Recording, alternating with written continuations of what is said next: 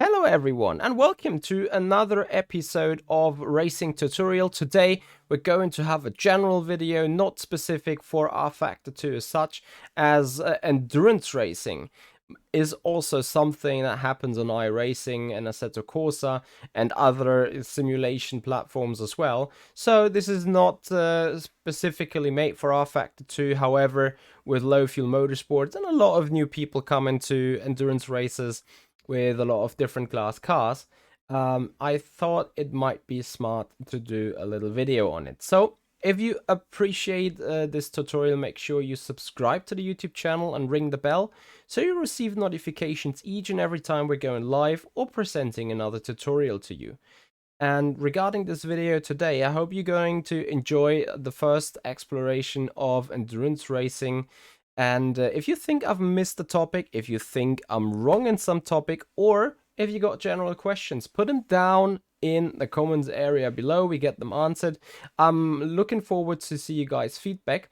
And of course, I do know that I might not be the 100% perfect person to judge or give tips about endurance races, as obviously we have done mistakes as being in various series and doing various races. So not everyone will agree with me, but still I try to give some objective thoughts and some objective tips to you to get an entrance into endurance racing more easy for you.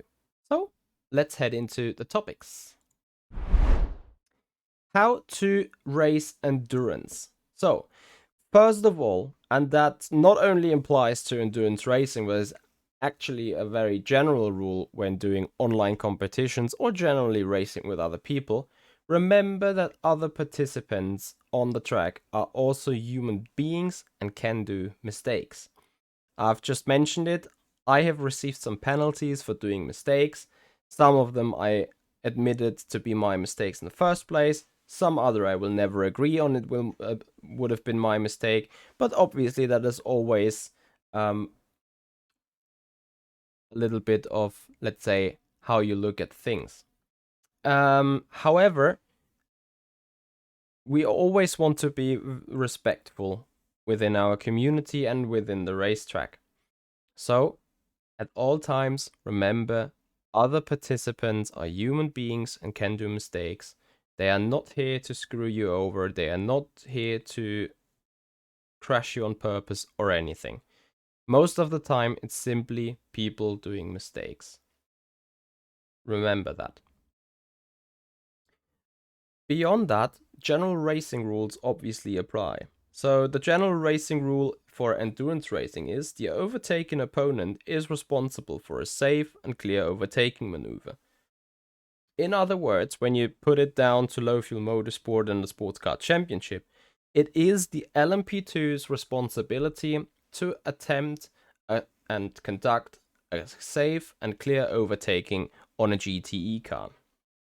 For that reason, and it is not a general rule per se, some series have them in their rulebook, like Virtual Endurance Championship, but I think it is a very smart thing to do, so that's why I imply it as a general rule. The slower class car shall always stay on the racing line. Because if you think about it, if two people that cannot communicate with each other, so GTE driver and LMP2 driver, obviously not sitting in the TeamSpeak or, well, not sharing team radio with each other, if they are doing decisions in order to try to help the other car or to help the other opponent on the track in order to make an overtaking easily possible, then things happen. And it's quite uneventable that things then happen. I've seen it a couple of times already that GTE runners try to go wide in a hairpin or try to go wide in a corner in order to leave an LMP2 space on the inside to conduct an overtake. This is a problem per se because the LMP2 cars, they know their rule. They are responsible for doing a safe and overtaking, a safe and clear overtaking maneuver. So it is very important for them to be able to do a decision based on some general ruling or based on some general behavior, let's say. And for that reason, it's always the best that you can do in a GTE is to simply follow the racing line, always occupy the racing line as the LMP2 drivers. They will find the way around you. It's their job to find the way around you and to not screw you up, to not screw themselves up, and they will do that. But if you want to have a look at mathematics, let's say, if you have the LMP2 as a variable and the GTE as a variable, and both are flexible, then you know that the result is always different and can always be different. But if you fix the GTE as a variable, it's only the LMP2 that needs to decide what to do in order to get to a certain result.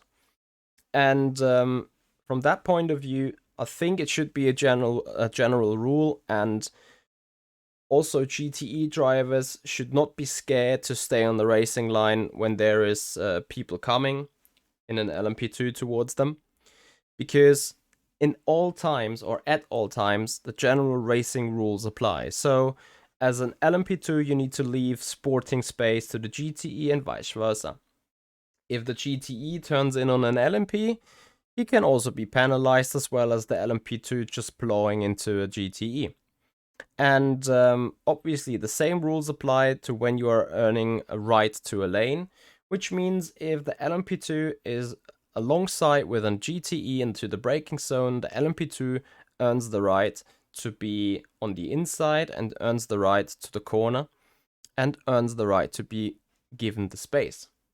So from that point of view, the GTE, that is the point where the GTE then probably moves off the racing line, as the racing line is occupied by the LMP2 doing the overtake at the minute.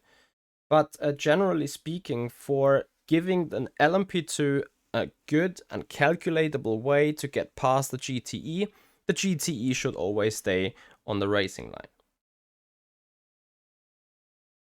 About endurance racing as such, obviously it's about being fast, but it's not being the fastest on a single lap that wins you an endurance race. In an endurance race, a lot of factors and a lot of things will be the make or break when it comes to winning a race. So fuel economy and saving the tires might be important, especially when you come towards the end of the race. You're about to check what is our current condition on the car, how is our fuel, what tires are we on, how much tire is left, can we do it to the end, or how is the fastest way to do it to the end. So this is where fuel saving, fuel economy, and saving tires and tire economy are coming into play and needs to be obeyed. Situation-based decisions and strategy, as well as consistency, are the key to winning you an endurance race. And how you can do that and how this might look on the racetrack for both GTE runners and LMP2 runners or any other multi-class racing, that can be seen in a different video, which is linked to you in the top right corner as soon as it becomes available, and will be dealt in another episode. Final note, if you are new to endurance racing, I propose you choose the lower class car, as they are usually easier to drive and it's easier to learn endurance racing since it's less stressful. Of course, you will now say, but getting overtaken by the LMP2 runners and watching out for them is very stressful in general. Yes, of course, endurance racing has a different type of stress than sprint racing to it. But as already explained, as long as you just simply stay on the racing line and obey general racing rules, as in when you have to leave the space and give some space, then you have nothing to worry about regarding endurance racing. However, when you are in an LMP2 runner, you need to see, okay, where are the GTEs coming into my way? How am I get past them quickly? How will the GTE be calculated on the racing line, or might it for whatever reason be off the racing line?